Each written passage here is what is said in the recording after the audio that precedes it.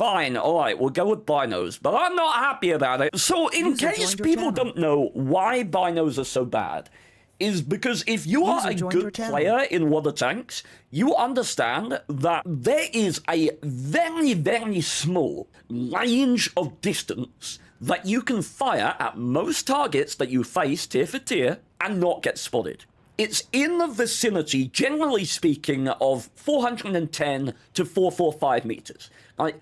And beyond 445, obviously. That is the distance generally that you can fire. Take the slowest tank in the game. Take a Top, take a T95. How quickly can it traverse 30 meters, which is what it needs to cover from when you would spot it under your own power to when it will spot you when you're firing? 5 seconds? Probably a little more. Slowest tank in the attacking. Most tanks, 1 shot at most.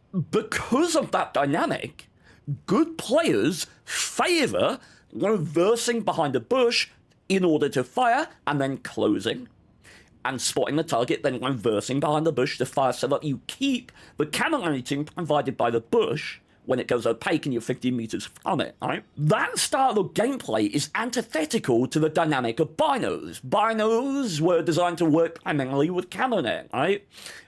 So you extend your view range while you're staying stationary in your fire. They were very relevant back in the early stages of the game where TDs had a bonus to camera rating after firing. They don't now. Some old meta premium TDs, E25, SU12244, they do keep that, and the SCM for that matter, but TDs in the game today don't have that, and therefore, in order to function, in order to put out damage, they need to reverse behind cover and use the double bushing strategy, right?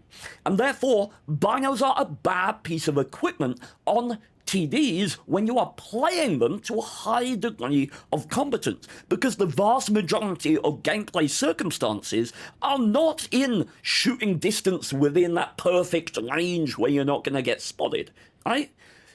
It is incumbent upon you as a good TD player to get used to using that tactic of reversing when you spot a tank and firing through cover so that you don't get spotted. And Binos just don't work with that style of gameplay. So that is why you use optics on TDs, and it's why Binos are really, really not a good choice for tank destroyers.